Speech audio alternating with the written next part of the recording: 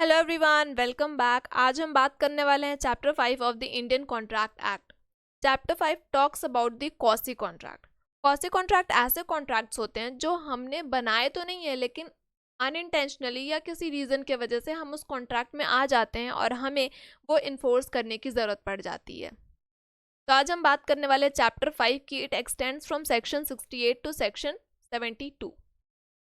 It talks about of certain relations resembling those created by contract। ये ऐसे relations की बात कर रहा है जो कि resemble कर रहा है with contract। सबसे पहला सेक्शन है 68। It talks about claim for necessaries supplied to a person incapable of contracting or on his account। अगर हम किसी पर्सन को नेसेसरीज सप्लाई कर रहे हैं, नेसेसरी मतलब ऐसे चीज़ें या ऐसे कमोडिटीज़ होती हैं जो हमें रेगुलर लाइफ में बहुत ज़रूरी होती है। अगर वो नेसेसरीज हम किसी पर्सन को सप्लाई कर रहे हैं, ऐसे पर्सन को who is incapable of contracting, मतलब या तो वो माइनर हो सकता है या कोई अनसाउंड माइंड का पर्सन हो सकता है, उनके साथ अगर हम उन्हें अगर हम नेसेसरी सप्लाई कर रहे हैं तो ये कॉन्ट्रैक्ट फॉर्म हो जाएगा on or his account। See, if a person incapable of entering into a contract, कोई भी पर्सन केपेबल कब होता है? जब वो 18 ईयर्स का हो, दैट मीन्स वो मेजर हो और साउंड माइंड का हो और वो रीजनेबली अंडरस्टैंड कर सकता है द टर्म्स ऑफ कॉन्ट्रैक्ट, तो ऐसे पर्सन केपेबल हो जाते हैं ऑफ फॉर्मिंग अ कॉन्ट्रैक्ट। और any one whom is legally bound to support, या कोई भी ऐसा पर्सन जो कि लीगली बाउंड है कि वो इनकेपेबल पर्सन को सपोर्ट कर सके, is supplied by another person with necessaries. जो उसकी कंडीशन इन लाइफ में उसे जो भी नेसेसरीज की ज़रूरत यहाँ पे पड़ रही है, अगर किसी पर्सन ने वो उसे सप्लाई कर दिया है, the person who has furnished such supplies, मतलब जिस पर्सन ने वो सप्लाईज करे हैं, वो नेसेसरीज प्रोवाइड करे हैं, is entitled to be reimbursed. Reimbursement मिलेगा, मतलब जितने भी उसने पैसे खर्च करे या अकोमोडिटी या इसेंशियल्स अपने दिए हैं, जो भी इसेंशियल्स की ज़रूरत थी वो सारी चीज़ दी है, तो उसे रीइंबर्स करने का हक है उस पर्सन के पास from the property of such incapable person. उस इनकेपेबल पर्सन की प्रॉपर्टी से हम उससे रीइंबर्स कर सकते हैं। तो दिस इज सेक्शन 68। अब इसकी इलस्ट्रेशन देखते हैं। ए सप्लाईज बी, ये एक ल्यूनेटिक पर्सन है, उसे हमने सप्लाई किए with necessaries suitable to his condition in life में जो भी उसे नेसेसरी जरूरत थी वो हमने दिए। तो A is now entitled to be reimbursed from B's property. अब बी की प्रॉपर्टी से वो रीइंबर्स कर सकता है। A supplies the wife and children of B. B के वाइफ और चिल्ड्रन को, जो कि ल्यूनेटिक है, उसे नेसेसरी सप्लाई करा ए ने table to their condition in life. A is entitled to be reimbursed from B's property। अब वो B की प्रॉपर्टी से रीइंबर्स कर सकता है। यहाँ पर इस बात का ध्यान देना ज़रूरी है कि हम उस इनकेपेबल पर्सन की प्रॉपर्टी से रीइंबर्स करने वाले हैं। हम उससे क्लेम नहीं कर सकते हैं कि आप हमें मनी या फिर वो सारे नेसेसरीज लौटाइए। अगर उसकी प्रॉपर्टी है तो ही हम उसकी प्रॉपर्टी से रीइंबर्स कर पाएंगे। एक यहाँ बहुत ही इंपॉर्टेंट केस है, चैपल वर्सेस कूपर का केस। CHAPPEL, Chappel versus Cooper, COOPER। यहाँ पर कोर्ट ने बताया था कि नेसेसरीज क्या होती है।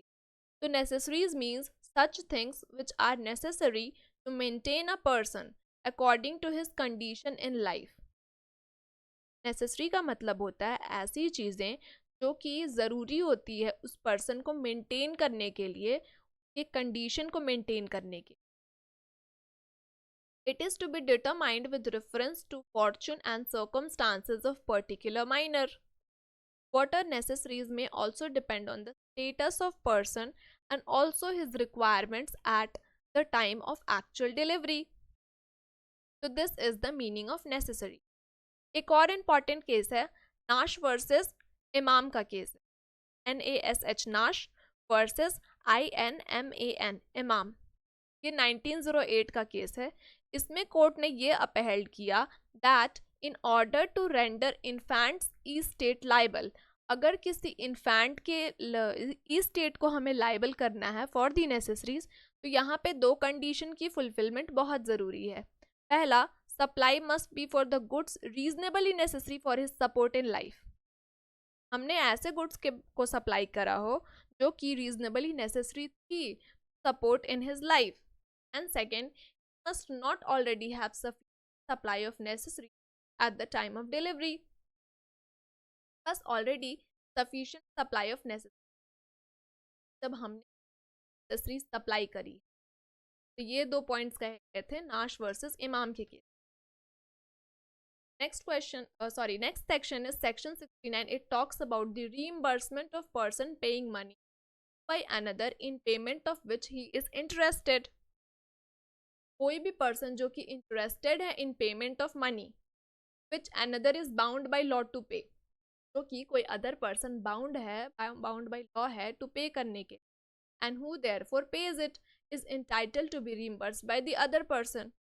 सपोज आपको थर्ड पर्सन को पैसे देने थे और आपके जगह पर मैंने पे कर दिए. Now I can reimburse that payment from you. ये 69 ये बात कह रहा है.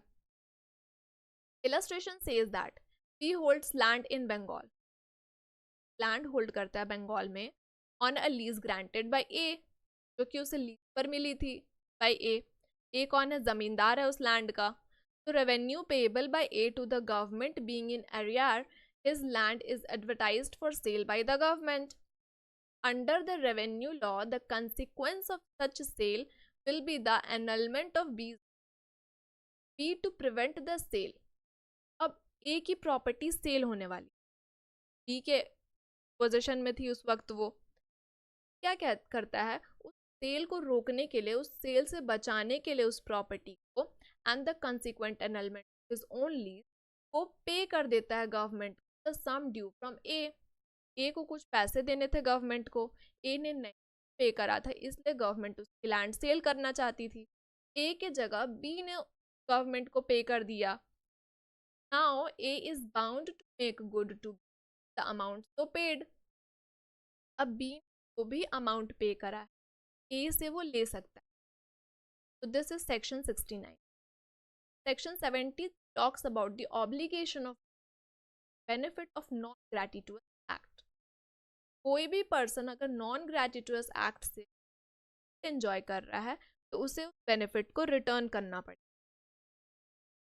नॉन ग्रेटिटुअस एक्ट का मतलब होता है कि हमें इस तरह से वो प्रॉपर्टी नहीं मिल गई है जिसका हमें वापस पैसे नहीं देने पड़ेंगे, या जो हमें गिफ्ट के तौर पे मिल जाती है, उसे हम ग्रेटिटुअस एक्ट कहते हैं. लेकिन नॉन ग्रेटिटुअस का मतलब हो गया कि हमें गिफ्ट के तौर पर नहीं मिली है. अगर हम कोई भी बेनिफिट एंजॉय कर रहे हैं तो we have to pay for that. Where a person lawfully does any, कोई भी पर्सन लॉफुली कोई भी काम कर रहा है किसी अदर पर्सन के लिए, या डिलीवर कर रहा है anything to him not intending to gratitude, वो इस तरह से उस पर्सन के लिए कुछ कर रहा है या उसे कुछ डिलीवर कर रहा है कि वो ग्रेटिट्यूसली नहीं पे कर रहा है. मतलब हम इस तरह से आपको कोई दे रहे हैं कि हम कभी वापस ही नहीं आपसे ले वाले हैं. And such other person enjoys the benefit thereof, जो अदर पर्सन है वो बेनिफिट एंजॉय कर रहा है. पर्सन बेनिफिट एंजॉय कर रहा है, he is bound to make compensation to the former. Person benefit enjoy कर रहा है, वो मुझे वापस कंपेंसेशन पे करेगा for the thing which he is enjoying, या फिर वो रीस्टोर करेगा उस थिंग को, द थिंग्स डन और डिलीवर्ड. तो ये है सेक्शन 70. और ये बात याद रखिएगा कि सेक्शन 70 भी हम किसी माइनर के अगेंस्ट इन्वोक नहीं कर सकते. का क्या मतलब? कंपेंसेशन वर्ड के नीचे आप लिख लीजिए, कंपेंसेशन का मतलब होता है रीस्टोरेशन टायर सिचुएशन. इलस्ट्रेशन देख लेते हैं. एक ट्रेडमैन है, he leaves goods at B house by mistake. गलती से के घर पर कुछ गुड्स भिजवा दी और बी उन गुड्स को इस तरह से ट्रीट कर रहा है एज इफ वो गुड्स उसी के हैं. he is now bound to pay A for them. का सबसे सिंपल एग्जाम्पल है, अगर आपके घर किसी गलती से जोमेटो से कुछ ऑर्डर कर दिया खाने की चीज़, और आपको ये पता ही नहीं था, आपको लगा ये तो आपका पार्सल है और आप उन चीज़ों को खा लेते हैं. Now you are bound to pay that person, जिस पर्सन ने ऑर्डर करा था.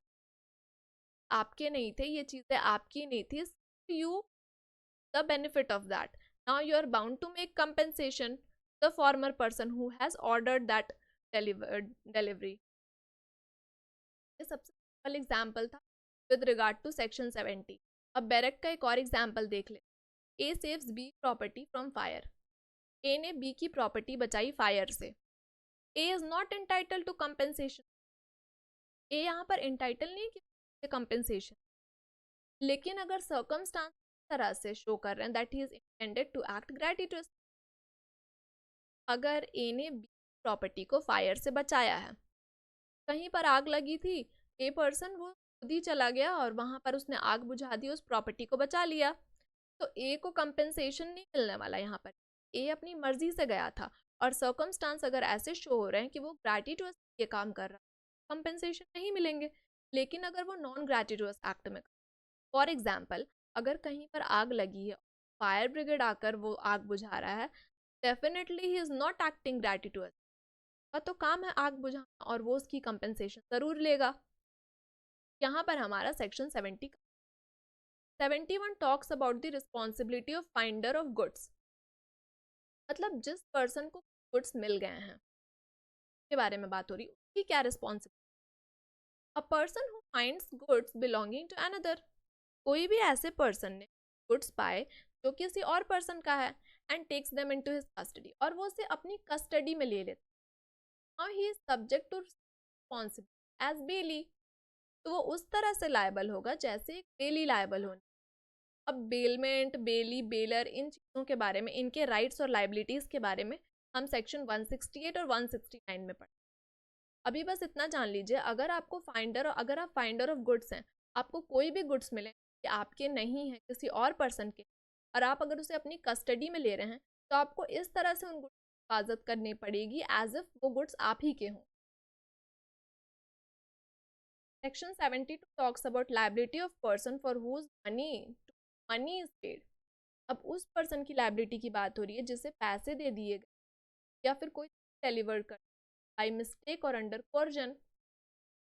हमने गलती से, या कोर्जन मतलब हमें धमकाकर अगर गुड्स या कुछ पैसे किसी पर्सन को ट्रांसफर करने पड़े, तब क्या होगा। तो अ पर्सन हैज बीन, एक ऐसा पर्सन जिसे पैसे मिल गए हैं या कोई सामान उसके पास डिलीवर हो चुका है गलती से या अंडर कोर्जन, दैट पर्सन पे और रिटर्न इट।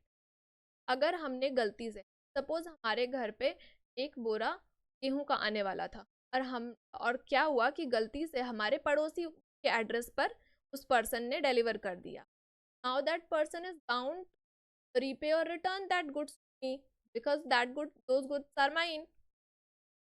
ये सेक्शन 72 में बात हो रही है।